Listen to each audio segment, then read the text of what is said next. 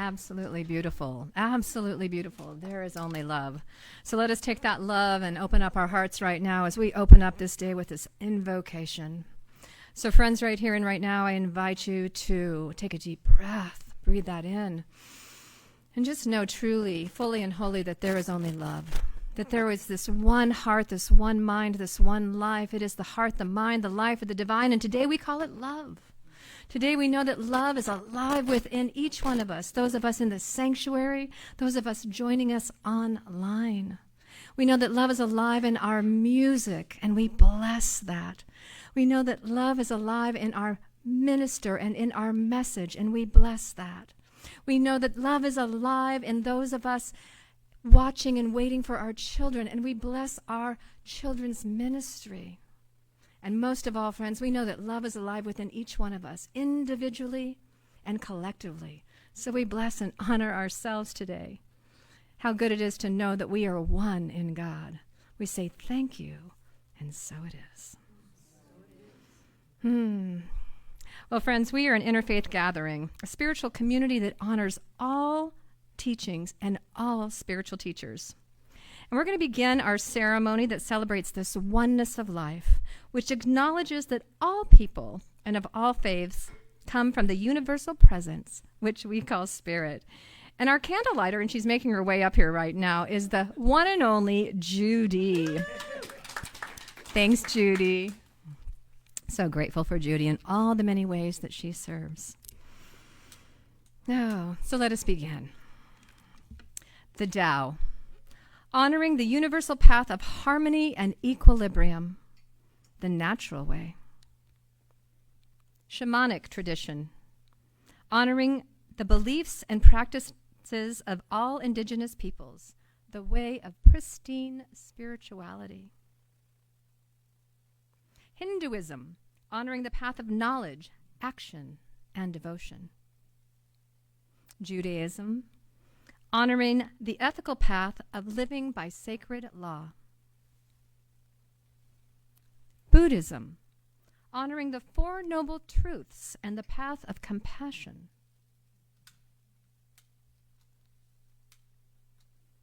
Christianity, honoring the Christ consciousness and the path of love.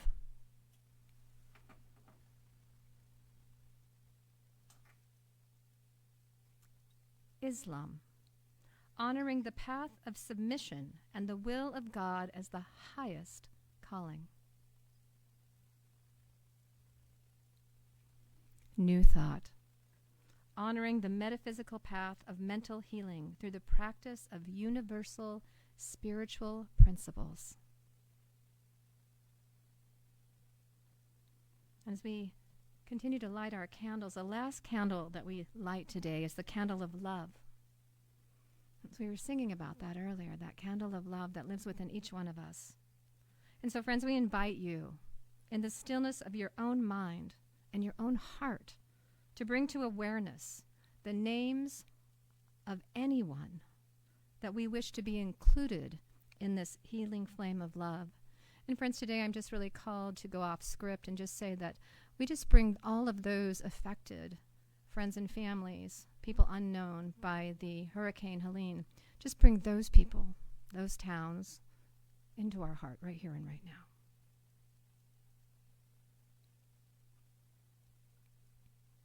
And now that our flames of faith are fully lit, we move forward into our celebration, realizing and reaffirming that all paths, amen, all paths lead to God. Thank you, Judy. All right. So today, this month, we're going to be talking about abundance. I love the topic of abundance. There's so much abundance in our lives in so many ways and means. And so today's inspirational quote is actually a Hindu saying, and it is about the abundance of life and the way that we look at things. So let us sink into this. And it reads, "To attract abundance in your life, see money as the flow of energy, not as a static quantity. See life in the same way, as flowing like a flowing river, not as a fixed pattern of behavior. Leave your ego on the bank." Can I just say that again? Leave your ego on the bank of the river. and enter the stream of cosmic awareness. There are no limits to how much of life's abundance can be yours if you will plunge into the divine current. I love that. If you will plunge into the divine current. And with that, I just say amen. And let's have a little joy going on in the world, and I'm loving it. Well, good and glorious morning, everybody, and welcome.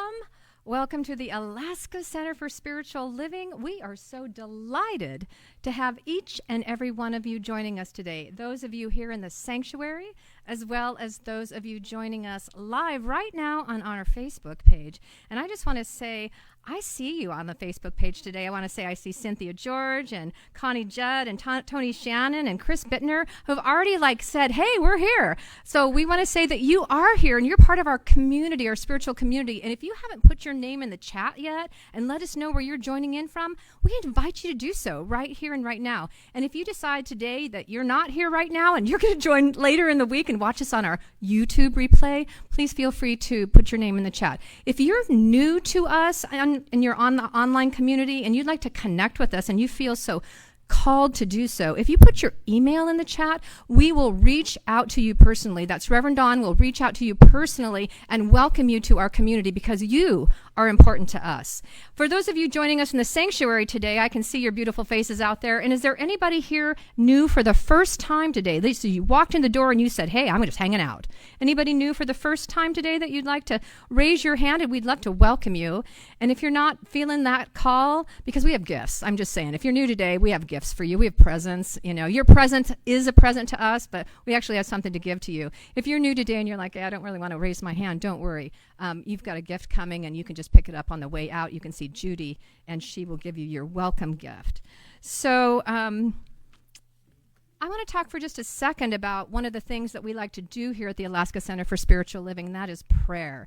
And I guess maybe I should introduce myself, by the way. For those of you who don't know me, my name is Cindy Hensley, and I am one of many licensed practitioners here at the Alaska Center for Spiritual Living. And we love to pray it up. We believe in prayer. We have seen prayer work in so many ways. We are all holding prayer right now across our country for all the things that are being affected. And if you've got something on your heart and you'd like us to hold prayer for you, please feel free to, again, if you're on our online watching online, you can go to our website or you can actually put a prayer request in the chat right now and request prayer that way. If you're in the room today, we would love to pray with you. We've got licensed practitioners. Go ahead and stand up so people can identify you. We've got Linda Steiner, Karen, we've got Reverend Dawn, we've got Ann, we've got Bob in the back. We've got Judy standing up there. Robert's over next door with the children. We would be happy to pray with you after service. We call it a divine and holy Om, a 1-minute miracle, where we can sit with you and just lift you up in whatever ways that you want, whether there's something heavy on your heart or whether you would like some more joy in your life. We are ready to bring it. So that is one of the things that we like to do here at the center. Before we start today's worship portion of the service, we have some announcements. Who loves an announcement? I love announcements. My favorite time of the service. Okay, not really, but I do love a good announcement. And I've got a great announcement today. Let me just tell you, Foundations for Spiritual Living. This is our anchor class. This is how we get rooted in the philosophy of new thought. And this class is being taught by two amazing practitioners, Kaleem Nurdeen and Bob. And Bob is sitting in the sanctuary looking at me right now, smiling. I'm loving it. And Kaleem, I know that you're watching online. These two gentlemen are so rooted in new thought, so rooted in love, so rooted in joy, that they are ready to lift you up with their class. This is an opportunity for everyone. Whether you have taken Foundations before or whether you have never taken Foundations, this is a class for you. Whether you can come in person or whether you'd like to join us online, this is a class for you because they're offering an all-inclusive pass to come to the Foundations class. And it starts this week. Yes, it does. It starts October 8th from 6:30 to 8:30. It runs 10 weeks. So please avail yourself to sign up. Again, if you've already taken Foundations, no worried. Come and get re-lifted with Bob and Kaleem. I'd like to take an opportunity to say what's happening next Sunday. So next Sunday's service is not going to look like me up here on the podium yammering away. It's going to be so different. So our beloved Ann Fleming is going to guide us in a Taizé service. And I'll just start by slowing down, because the Taizé service is an inward journey to connect with the God within.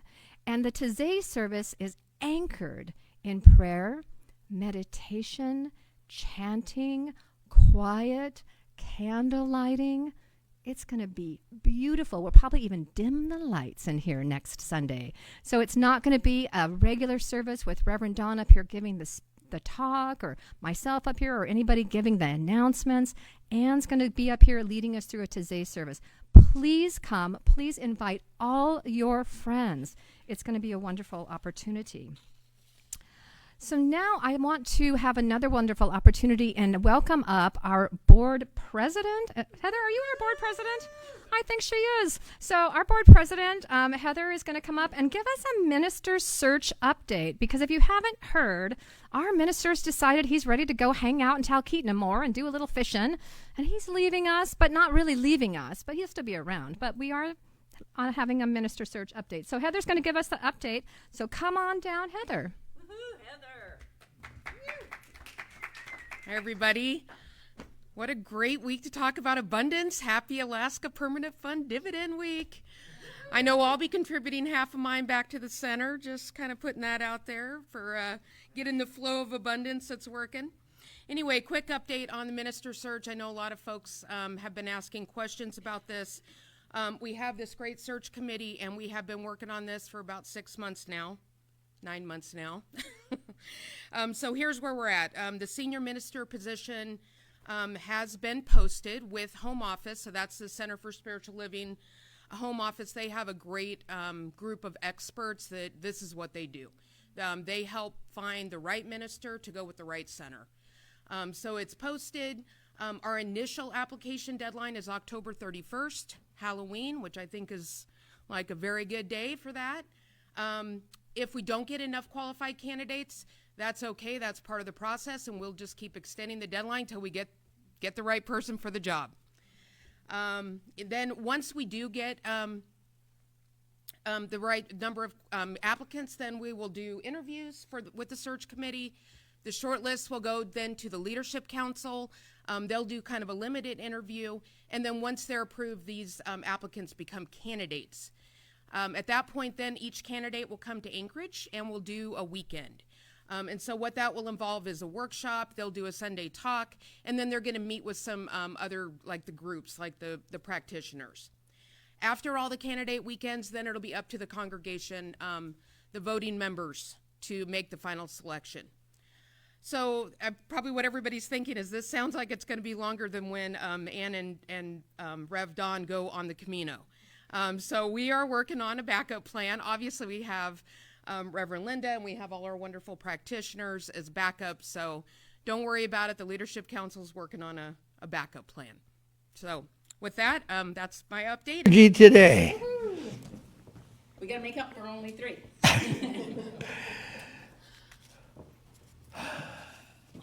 Not too long ago, Myrtle and Ethel were headed into church Sunday morning. And now Myrtle and Ethel were experienced couple of ladies. They'd been on the planet several times around the sun, in fact, many times around the sun.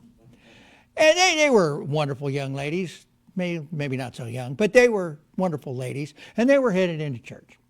And they're driving down the road. Ethel was driving, and Myrtle was enjoying the beautiful fall Alaska day. And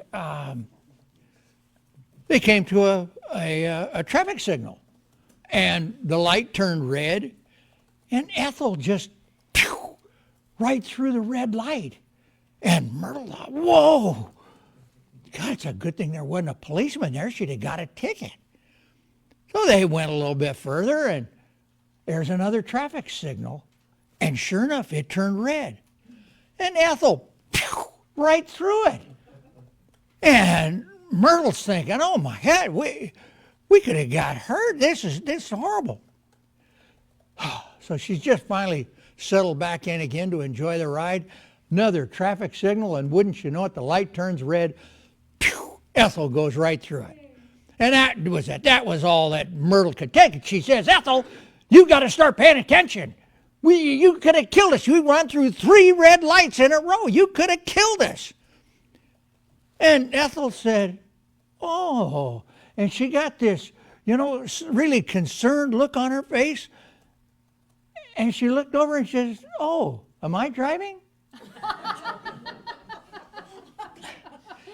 Now, I know I get some, I know it's positive feedback about my jokes. That was one that had a register. Well, that one kind of got a delayed. But quite often, my jokes have a meaning. And the meaning of today's joke, and remember this, you are at the wheel of your life. You're in charge of where you're going. Our theme for the month of October is the prosperous flow. And the title of my talk today is The Flow of Abundance. And if you want to get everything that I'm going to talk about today in just a couple sentences, here it is. Prosperity is our nature. Prosperity is the nature of the divine. God is not poor. God is not lacking. God made everything. The infinite, divine, creative force of the universe, whatever name you would choose to assign to it, has created all of everything, including you. And that infinite force, in the beginning, had to make it out of something. There wasn't something there. It had to make it out of something, and the only thing that it could make all of creation out of was itself. And so you are made of divine stuff. There is a spark of that infinite creative force within each and every one of you. It's within me, and it's within each and every one of you. And that is the key to this month.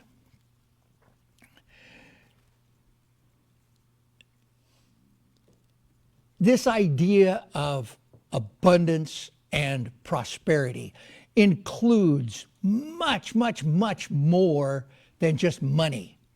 Money is a part of it, I guess, in a small way, but prosperity and abundance is much greater than that. In fact, when we only look at prosperity and abundance as money or finances or things like that, it really limits our definition of what is good. It limits our definition of what is important to each and every one of us. Because it's limited. And all of these things, money, power, wealth, influences, are all temporary. Those are things that are going to be here for a while and are going to change. They're going to move. The things that don't change are love, are principles. I wasn't going to tell this, but I'm going to. You notice I wasn't here last week. Ann and I bought a lot in downtown Talkeetna, and we are getting it ready to build, and we're going to build a house on it. And the guy that cleared our lot for us cut down all the trees and stacked them all up for us. And so I called a Fleming family all hands on deck work party. And we had a lot of firewood. And I cannot tell you the satisfaction and the pride that I felt in our family coming together and working together to cut that entire forest of trees down to firewood lengths and split them and stack them. Our stack of firewood is over 65 feet long, 5 feet tall, double stacked. So it's a 16-inch firewood length piece twice, 2 piles of that. That feeling is what's permanent. The logs are going to burn up, just like the money's going to, or the wealth, whatever. But that feeling of accomplishment, the feeling of pride, the hard work of the family is permanent. That's never going away. Okay, where am I at? Your life is the life of the infinite individualized. Your life is the life of that thing that made all of everything, individualized as you. And it is meant to be rich, to be full, to be joyous. We weren't put here to be serious and somber all the time. We were put here to have fun, to experience joy, to laugh, and loving. We were put here to love one another. Those are the things that are permanent. Those are the things that are going to last. But sometimes we set up blockages. We set up things to keep us from experiencing true prosperity. One of the big ones is when we set up, or when we define prosperity and abundance by the material things. How big is your house? How new is your car? How many toys do you have? And these are the things that are temporary. These things limit our good, and they're subject to change. Another way that we keep prosperity and abundance away from us is we fail to accept our own good. We just don't accept it for a whole host of different reasons, but we just don't accept it. And when I think of that, what came to my mind, there is on the eastern slope of the Rocky Mountains, as far north, I think, as Northwest Territories and the Yukon, going as far south as New Mexico, on the eastern slope of the Rockies, the Great Plains, also known as the Great American Desert. Beneath that is a thing called the Oglala Aquifer. The Oglala Aquifer is an enormous reservoir of water. It is billions of gallons of pure, fresh, clean, cold water. When the early settlers came west, they came to this arid land and the high plains. They came to all this arid land. But what they found is if they hand-dug wells, they could erect a windmill, drive a sand point into the ground, and that windmill would slowly pump up water, and they could build troughs, and the cattle could come and drink water. And when the cattle had water, they could put more units on their property. A unit is a cow and a calf, and they could double the amount of cattle that they had with just.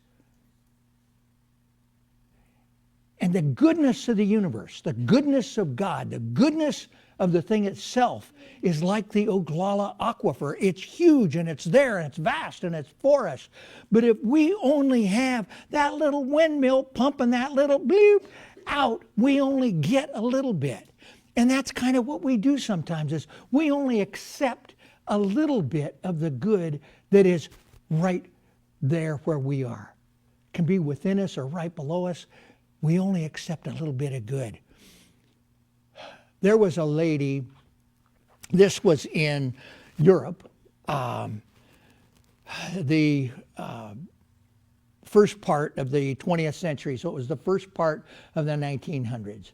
And she had wanted to come to the United States, to America, her entire life. That had been the biggest, most important thing to her, was to come to the United States And she finally just made the determination she was going to do it. And so she scrimped and she saved every little bit. And when she got some amassed, she went down to the company, the freight or the passenger company, and she asked, how much is passage to the United States? And she realized she was almost there. And so she continued to save. And the day she got the amount of money that it cost for passage to the United States on a steamship, she went down and bought her ticket.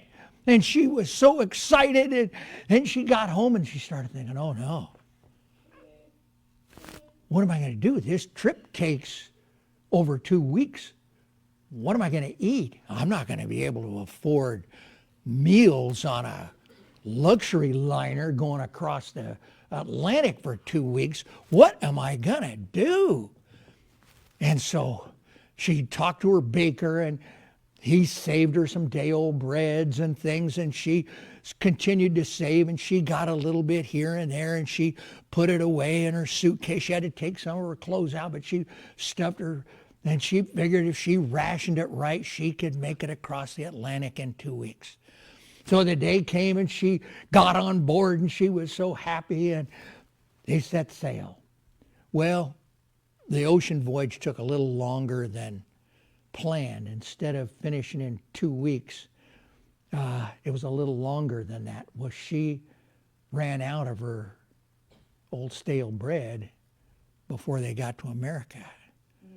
And they finally landed at Ellis Island, and she was weak, but she finally made it to the United States, and she came down the gangplank of the ship when she got here, and she fell to her knees, and she was just going to kiss the earth of the United States of America. A gentleman behind her saw that she was down, and he said, are you okay? Are you okay? And she said, oh, yes, I'm just so thankful to be in America. He said, I ran out of food a couple of days ago, and I'm a little weary. I'm kind of dizzy, but I'm fine. I'll be all right. And he said, what do you mean you ran out of food? And she said, yeah, I only brought enough bread to last me for 2 weeks. He said, let me see your ticket. And she held up her ticket. And he says, ma'am, your ticket is for full fare. Your ticket includes the buffet that is on every day. You could have eaten all you wanted every day. And that's how we are sometimes. We're sitting at the buffet of the divine, and we don't recognize that our ticket includes full fare, includes full meal. The fullness of God is right where you are. Can you, will you accept it? The heart of abundance is consciousness.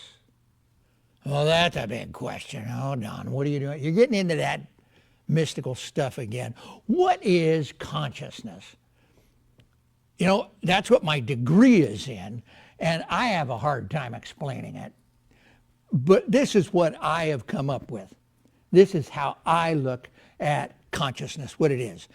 It's not a thing. It's a spectrum. It's a whole spectrum. And at one end of the spectrum is just basic awareness. If I'm out fly fishing and I have a 1,400-pound brown bear come up behind me and I turn around and see it, I have become conscious of the presence of this bear. That's basic awareness on one end of the spectrum. And then the spectrum continues, and to the other end, I think we finally get to a place where we are aware that we are products of that divine, infinite creative force. When we recognize that we are that which is divine, that within each and every one of us is those qualities of God, is already within us. And that's kind of the other end of that and how I look at it. Another kind of a definition, and I think this came from Michael Beckwith, but he called it awareness directed. that's when you turn around to see if that 1,400-pound bear is behind you.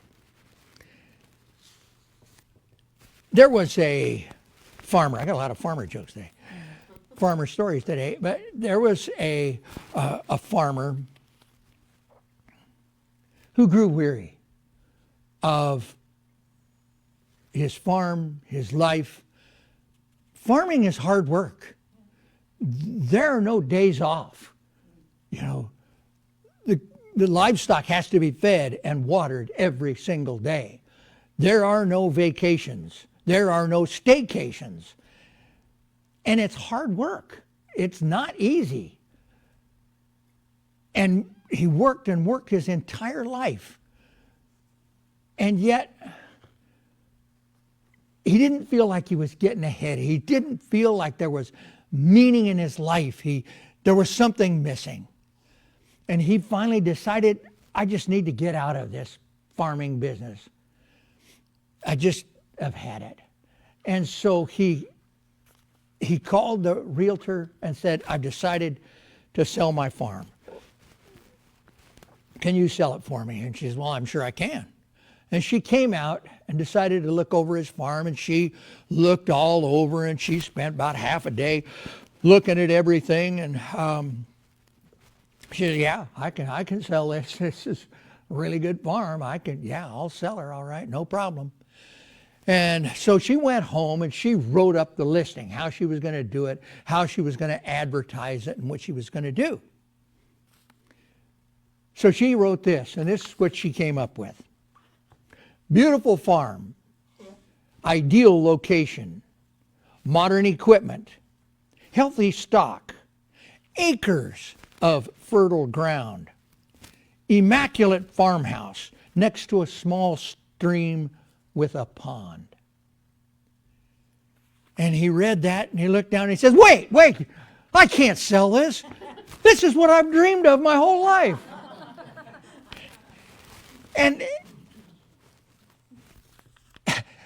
And I think that's what directed consciousness is. And we're just like that. Sometimes we have to change how we're looking at things. We have to change how we're looking at prosperity and abundance. And this gives us an opportunity to do that. And I think that this spectrum that I talk about of consciousness, there is an evolution. I don't know if that's quite the right word, but there is a process in consciousness.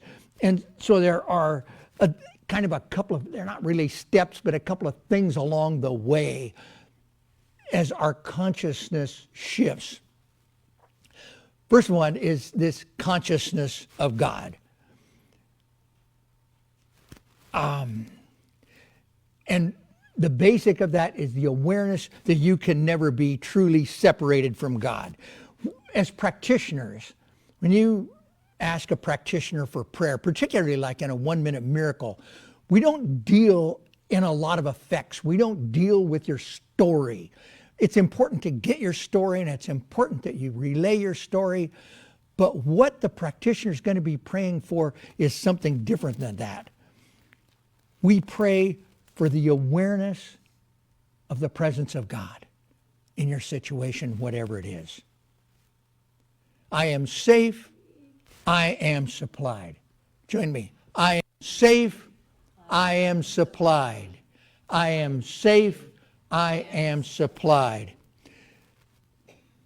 And another pitfall that we have is we fall into the belief that the world is our source. And this can come up and sneak and get you anytime, anywhere, under any circumstances. As I transition away from the center, one of the first things that I thought of, I'm not going to be getting that stipend anymore. Let's see.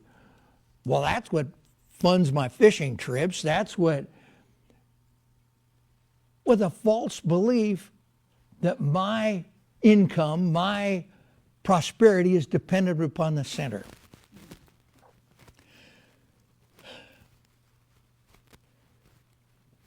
Another call and response. This is longer. You have to pay attention. God is my instant, constant, limitless supply. God is my constant, limitless supply. One more time. God is my instant, constant, limitless supply. Mark Nepo said, the flower doesn't dream for the bee. It blossoms and becomes.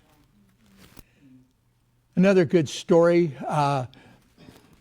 parable of Jesus that I think illustrates this. If you remember the parable of the loaves and fishes.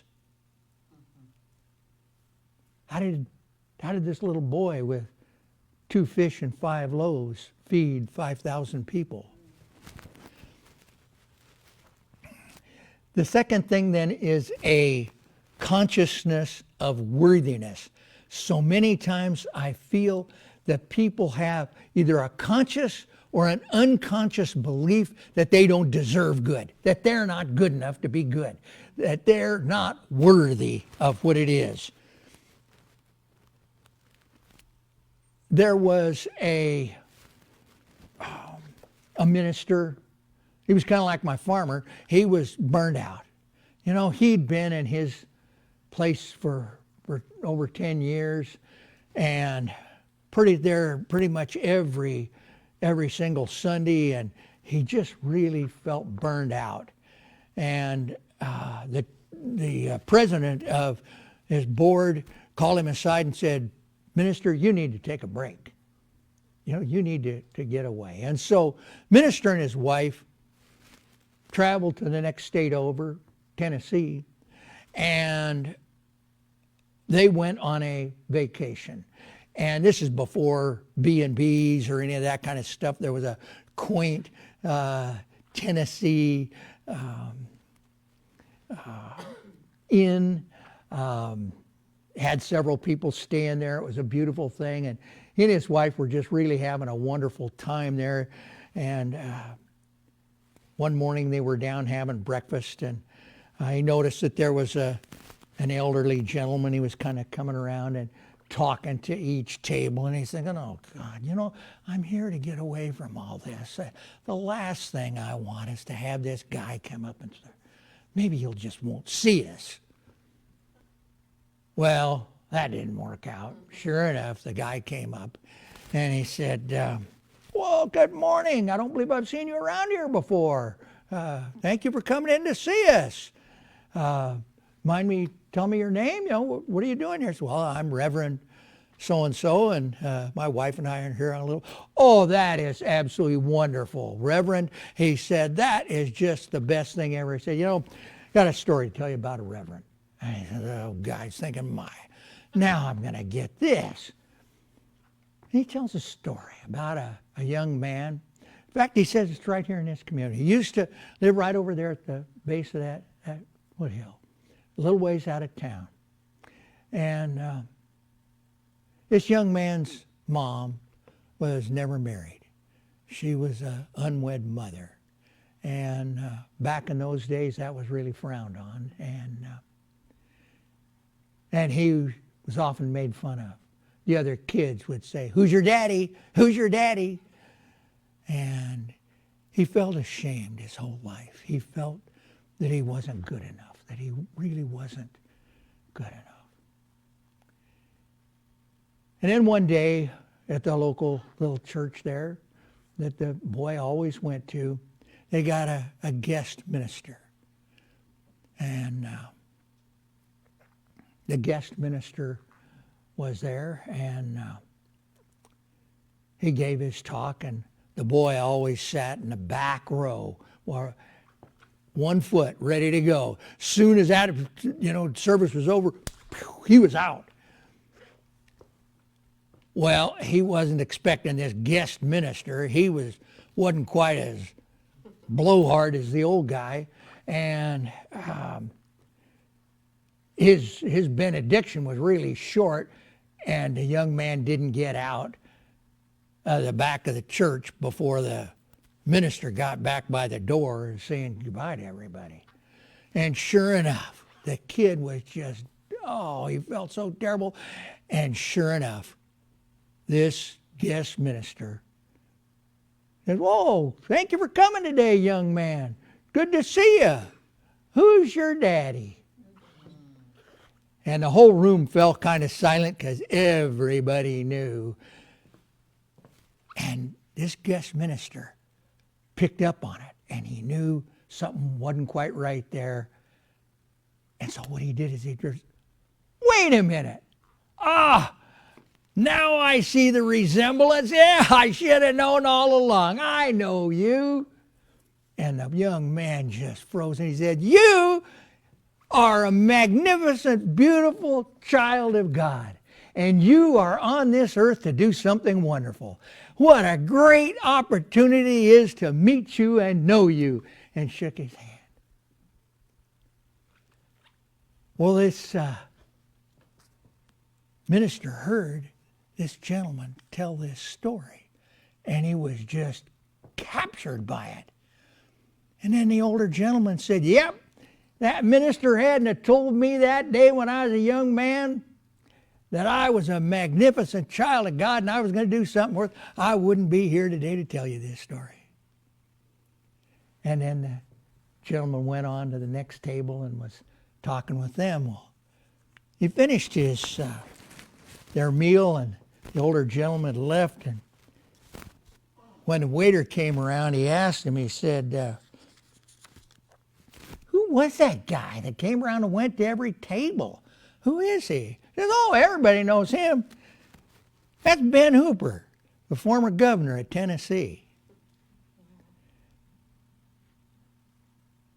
And he always gave credit to that guest minister for telling him that he's a magnificent child of God. And in that, he gained a sense of worthiness.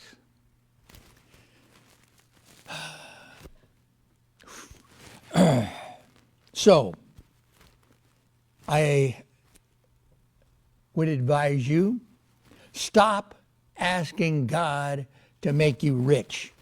Instead, get prosperous within. The closing today, I want to go back to Cindy's sacred reading, because that Hindu saying says it all. To attract abundance in your life, see money as a flow of energy, not as a static quantity. See life in the same way, as a flowing river, not as a fixed pattern of behavior.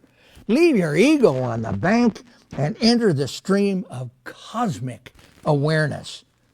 There are no limits to how much of life's abundance can be yours if you will plunge into the divine current. So with this awareness of our own inherent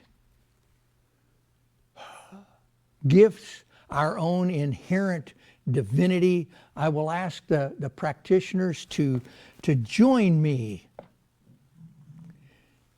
in surrounding our congregation in love and light, and yes, in consciousness. Consciousness of the awareness, consciousness of the presence of a power that's greater than we are, that is within each and every one of us. As we are all children of the Most High.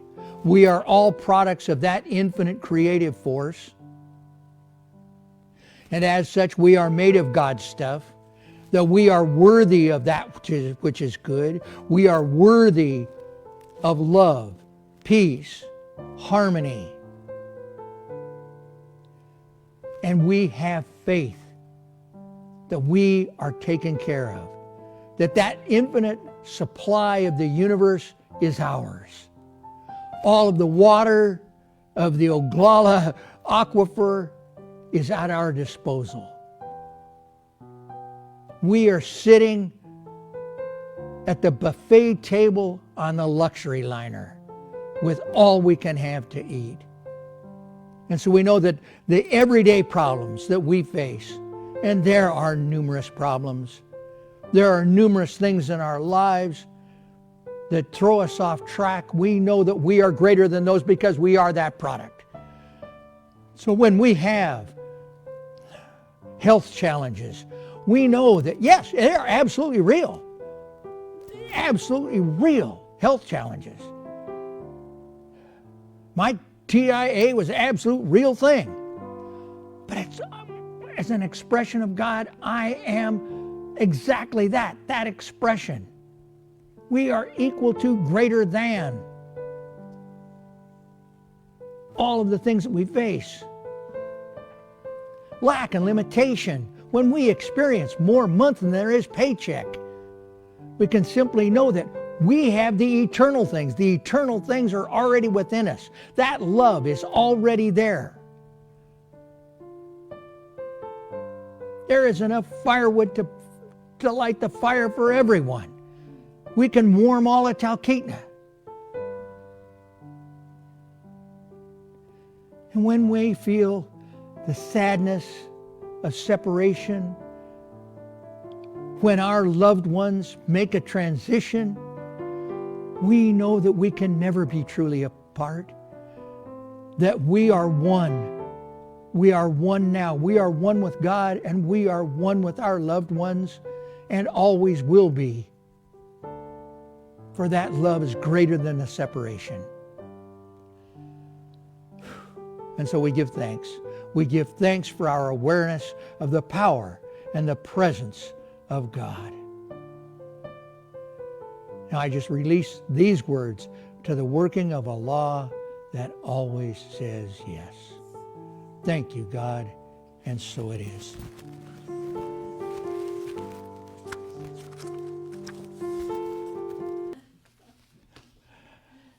Affirmation, we got this. Divine love through me blesses and multiplies all that I have, all that I give, and all that I receive. Thank you, God, and so it is. And just a note, just to share with you, when we read the names of the people on there, those are only the people that go into the chat room and stuff. I got an email this last week from a guy I haven't seen in 55 years. And he watched us on YouTube. Cool. So you never know. So thank you for those of you online for tuning in today. And thank everyone for being here today in the room. It's been an awesome day. Special thanks to Dana for holding the presents.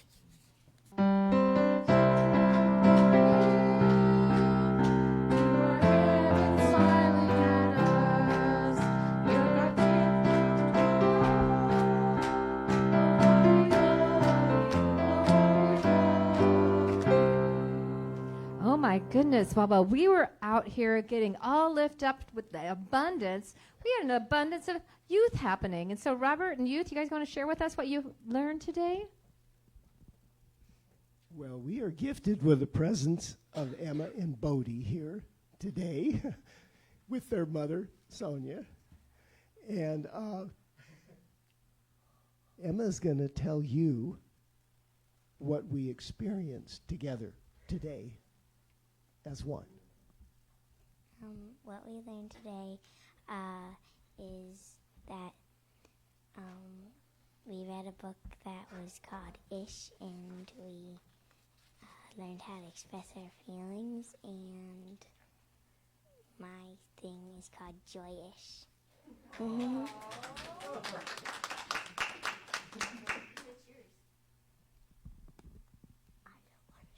want to share. Okay. And this is Jody. Bodhi, he is expressing happiness. Those are our God powers we talked about today and read the book Ish. I love the book Ish.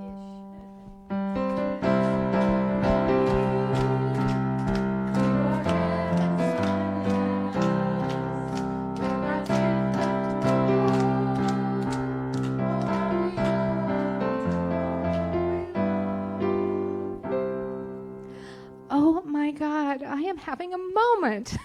Sonia, I didn't know you were in the house. So the last time I saw those children, Emma was this big and little Blondie, and Bodie was a baby. And when I went in and saw them earlier, I'm like, oh, look at these great children. And I did not know who they were. Emma, they've grown up. So my eyes are leaking.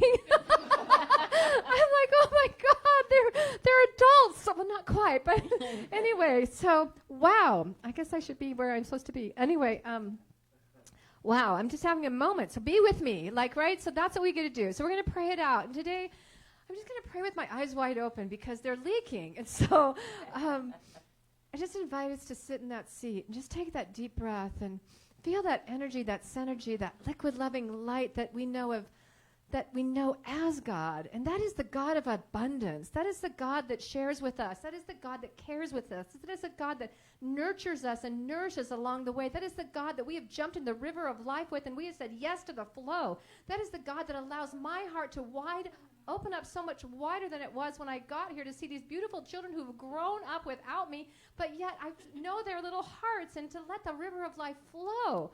And so we say, thank you, God. Thank you, God, for this service, this amazing musical team, for this message that our minister delivered today. There are so many comments online. I'm going to show them all to Reverend Don about how transformative his message was today to so many people who said yes to it. So thank you for your comments.